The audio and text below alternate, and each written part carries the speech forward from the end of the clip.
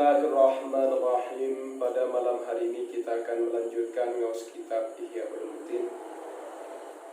Wa qala berkata Ata'un, siapa Ata' radhiyallahu anhu, semoga Allah Ta'ala meridhai beliau.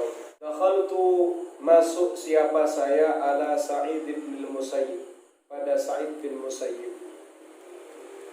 Wa huwa, sedangkan adapun Sa'id bin Musayyib, ya bagi adalah menangis siapa Sa'id bin Musayyib. Fakultu, lalu berkata siapa aku, ma yubkika, adapun apa yubkika yang membuat kamu menangis. Qala, menjawab siapa Sa'id bin Musayyib, laisa ahadun, tidak ada seorang pun, yas'aluni, yang bertanya kepadaku, an syai'in, tentang sesuatu. Katanya Atha radhiyallahu an, pada satu waktu saya masuk ke dalamnya Sa'id bin Musayyib.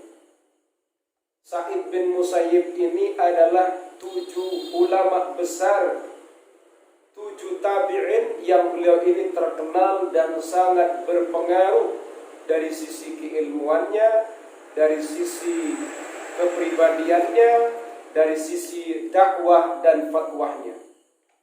Jadi betul-betul beliau ini ulama besar dari 7 orang terpilih dari sekian tabi'in. Kemudian Sa'id bin Musayyib dari sekian yang 7 ini adalah orang yang paling besar pengaruhnya. Pada satu waktu Sa'id bin Musayyib ini menangis, katanya Atha. Lalu saya bertanya kepada Sa'id bin Musayyib, apa yang membuatmu menangis wahai Sa'id bin Musayyib? Dijawab oleh Sa'id bin Musayyib, tidak ada seorang pun yang bertanya kepadaku. Ini luar biasa pesan yang kita gali dari apa yang disampaikan oleh Sa'id bin Musayyib. Kalau ilmu itu tidak diajarkan, ternyata orang yang berilmu itu juga bingung. Karena ketika orang yang berilmu itu mengajarkan keilmuannya, maka fadilahnya luar biasa. Selain itu, ilmu itu nanti akan terwarisi oleh generasi yang mendengarkan taklimnya orang yang berilmu itu. Nah terus kalau nggak ada yang tanya, bagaimana ilmu itu nanti bisa mengalir kepada generasi-generasi berikutnya? Di samping dari itu semua, fadilah ta'lim ini pahalanya luar biasa dan manfaatnya luar biasa. Wa qala, berkata ba'dhum, siapa sebagian ulama, al-ulama'u, adapun ulama, orang-orang yang alim, surujul azminati adalah lampunya beberapa masa. Kullu wahidin, setiap satu dari ulama, misbahu zamanihi, adalah lampu di masanya. Yastadi'u bihi ahlu asrihi, yastadi'u, meminta penerangan, bihi, kepada kullu wahid, ahlu asrihi, siapa penduduk masanya kullu wahid. Katanya sebagian ulama, ulama itu adalah lampunya beberapa masa. Di setiap masa ini kalau ada orang alimnya, berarti ada lampunya. Karena yang menjadi lampu dari setiap masa adalah orang yang berilmu, ulamanya. Setiap satu dari sekian ulama adalah lampu di masanya. Lampu yang bagaimana? Lampu yang dijadikan alat penerang, meminta penerangan kepada kullu wahid, artinya dijadikan penerang. Siapa yang dijadikan penerang? Orang alimnya. Oleh siapa? Oleh penduduk masanya. Jadi kalau ada mursyid, dia orang alim, kemudian mursyid hidup di Sulawesi, maka penduduk di masanya mursyid ini akan berpijak kepada mursyid, mencari penerangan kepada mursyid, karena hanya mursyid yang bisa meneranginya. Loh kok bisa begitu? Mursyid lampunya. Kalau nggak ada orang yang alim, tetap berada dalam kegelapan yang luar biasa.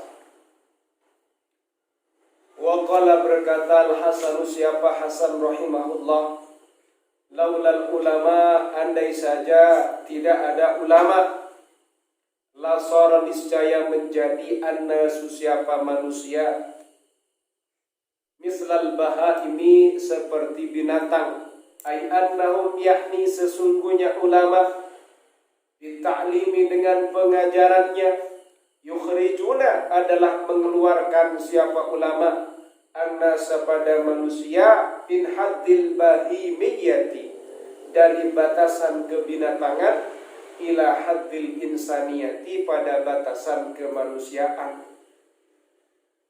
Katanya Hasan rahimahullah, andai saja tidak ada ulama, maka manusia ini akan menjadi binatang. Maksudnya bagaimana? Ulama itu mengeluarkan manusia dengan taklimnya, dengan pengajarannya dari batasan kebinatangan, dari batas menjadi binatang menuju kemanusiaan atau menjadi manusia.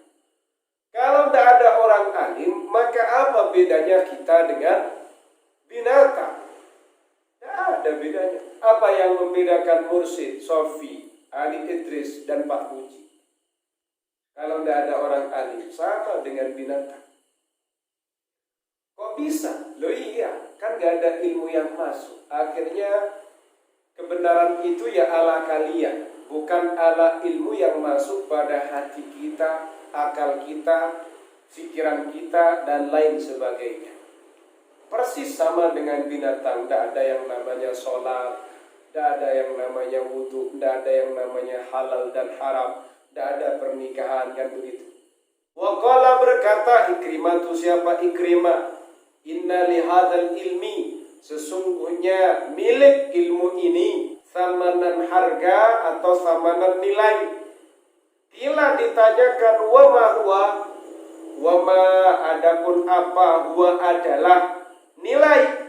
Qala berkata siapa Ikrimah, antada'ahu fi man yahsunu hamluhu. Antada'ahu adalah meletakkan siapa kamu pada ilmu, fiman pada orang yahsunu yang baik, hamluhu apa membawanya ilmu, membawanya orang pada ilmu, wala yudayyi'uhu dan tidak menyia-nyiakan ilmu. Katanya Ikrimah, ilmu ini ada nilainya, ada harganya. Ketika ditanya apa nilai dan harganya ilmu, harga dan nilainya ilmu, kamu harus meletakkan ilmu ini pada orang yang baik ketika memikulnya. Baik ketika memikulnya itu bagaimana Mursyid? Mengamalkan ilmunya, ilmunya diajarkan, semangat ngaji, semangat belajar, semangat mengajar, semangat mengamalkan, dan tidak menyia-nyiakannya, tidak nganggur ilmunya.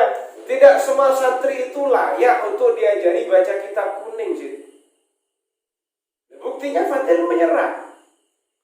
Ya kayak gini, fiman yahsunu hamluhu wala yudayyi'u.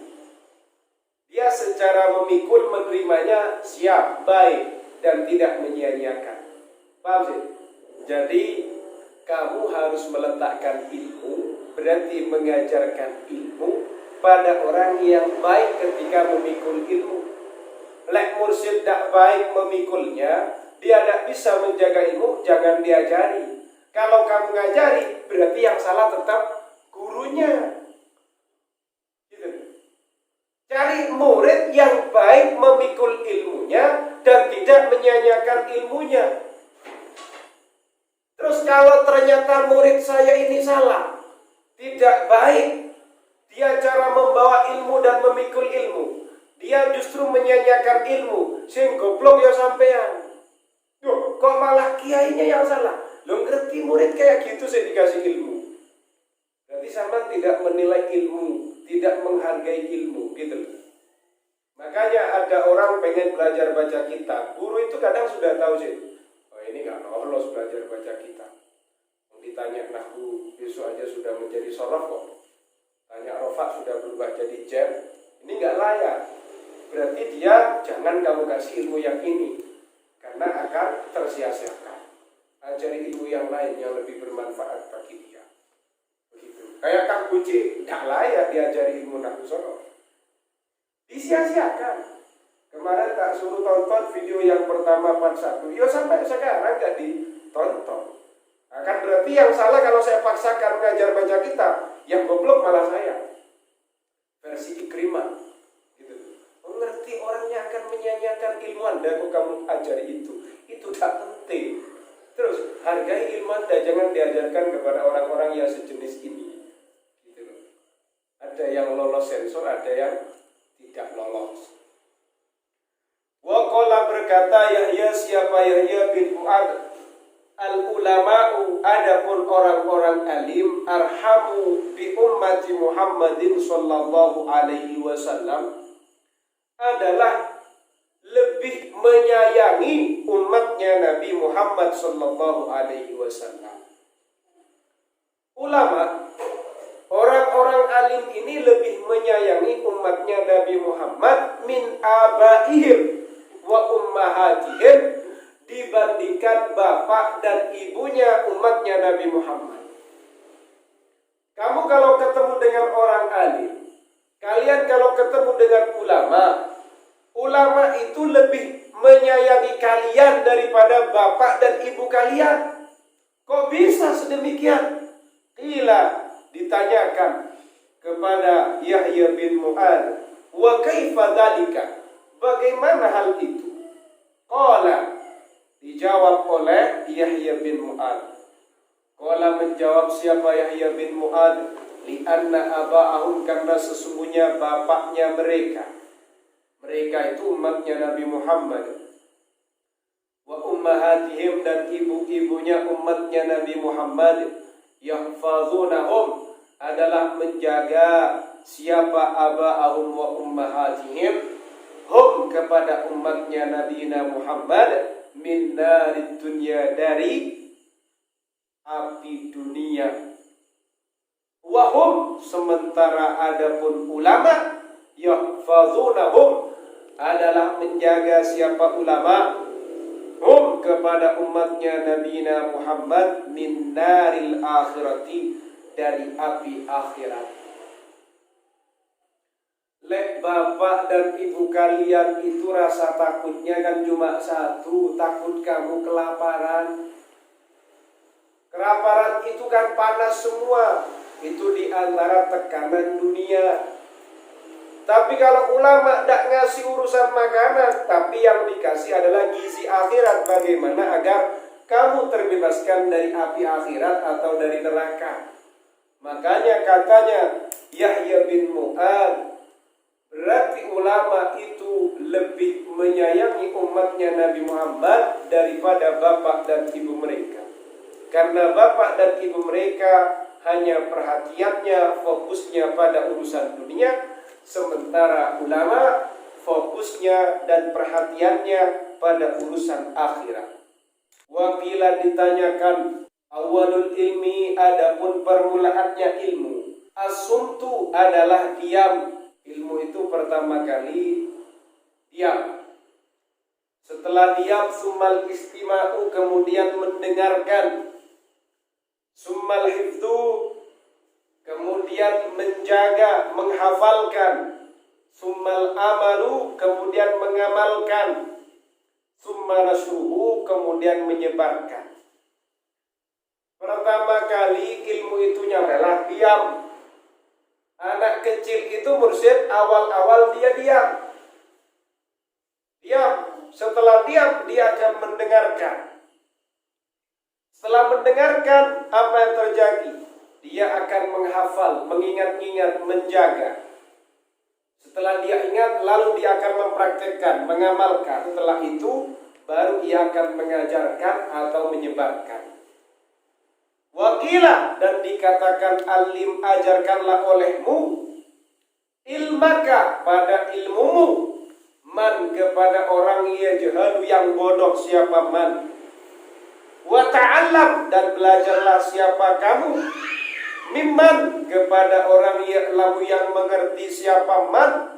Ma, pada suatu tajhalu, yang bodoh siapa kamu. Fa'anta, maka adapun kamu idza fa'alta, jika melakukan siapa kamu dzalika pada hal itu, alimta, maka kamu tahu, ma jahilta, pada suatu yang kamu tidak tahu. Wa hafidta, dan menjaga siapa kamu, ma, pada sesuatu alimta, yang tahu siapa kamu. Sebagian perkataannya ulama, ajarkanlah ilmumu kepada orang yang dia belum tahu, masih bodoh.